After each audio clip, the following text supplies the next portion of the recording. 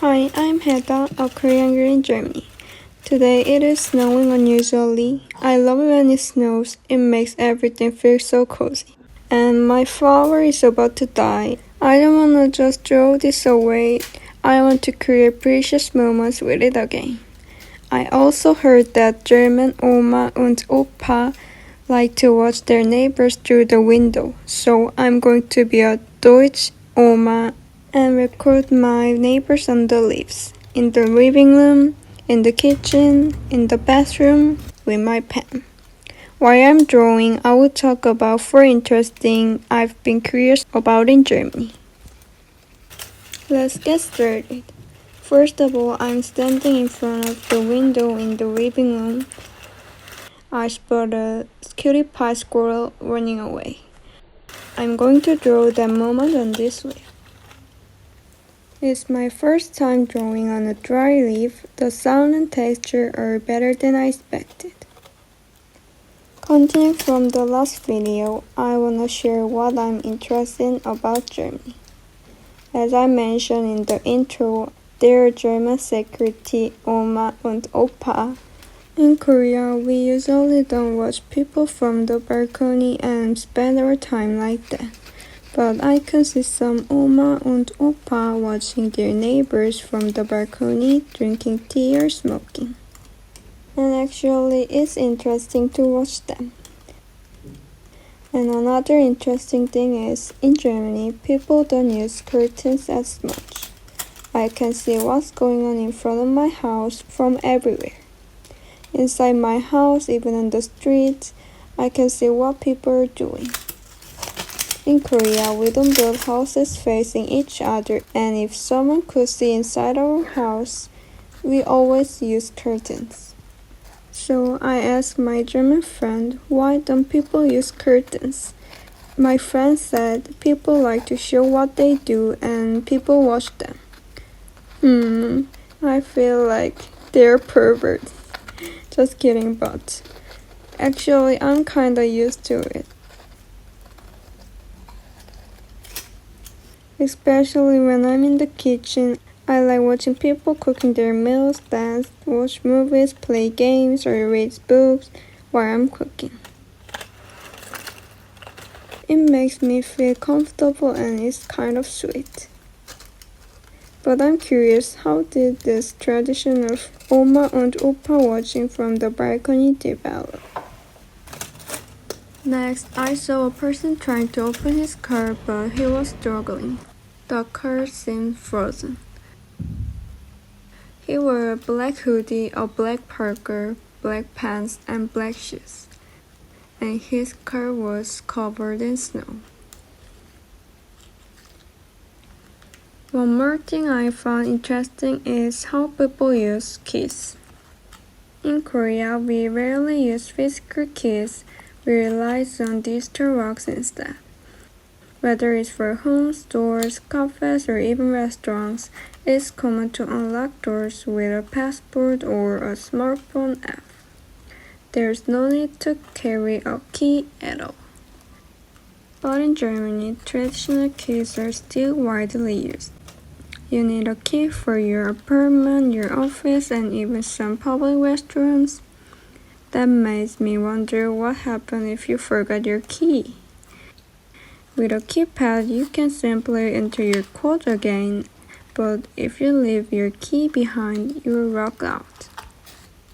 The only option is to call a locksmith, and from what I heard, it can be really expensive.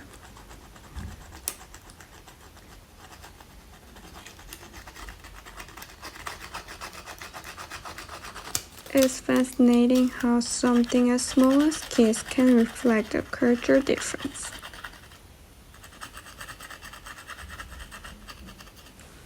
In Korea, convenience and technology are a huge part of daily life, making digital locks the preferred choice. Meanwhile, Germany seems to prioritize tradition and security, sticking to physical keys. But doesn't that feel a bit inconvenient?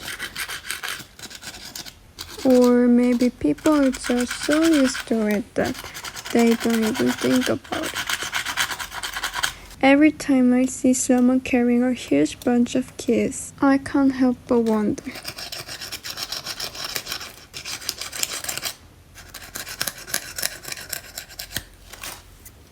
The last person I saw in the living room was a postman. He was so stylish with long white hair and a long white beard. He looked like Santa, and he had such charisma, so I drew him. Another interesting cultural difference I've noticed is attitudes towards facial hair. In Korea, beards are quite rare. Most men prefer a clean-shaven look, and having a beard is often associated with being unkempt or looking older. In professional settings, especially in corporate jobs, a smooth face is considered neater and more presentable. Even celebrities and influencers tend to keep their face clean-shaven as it aligns with Korea's general beauty standards. But in Germany, beards are much more common. You see men with full beards, double or mustaches everywhere, whether in casual settings, workplace, or even formal occasions. Facial hair doesn't seem to carry the same negative perception as it does in Korea. In fact, many people see it as stylish or even sophisticated. Maybe it's because of beauty standards, cultural expectations, or simply personal preference shaped by society.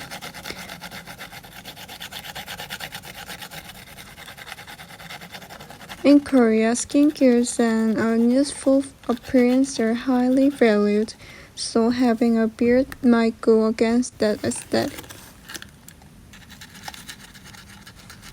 Meanwhile, in Germany, individuality and self-expression seem to be more emphasized, allowing people to wear their beards however they like. I'm curious if German women prefer men with beards. Do you think it's because it makes them look more masculine? So here are the neighbors I saw on a snowy day. A man trying to open his car, a running cute squirrel, a cool postman like Santa. I hope you enjoyed this video.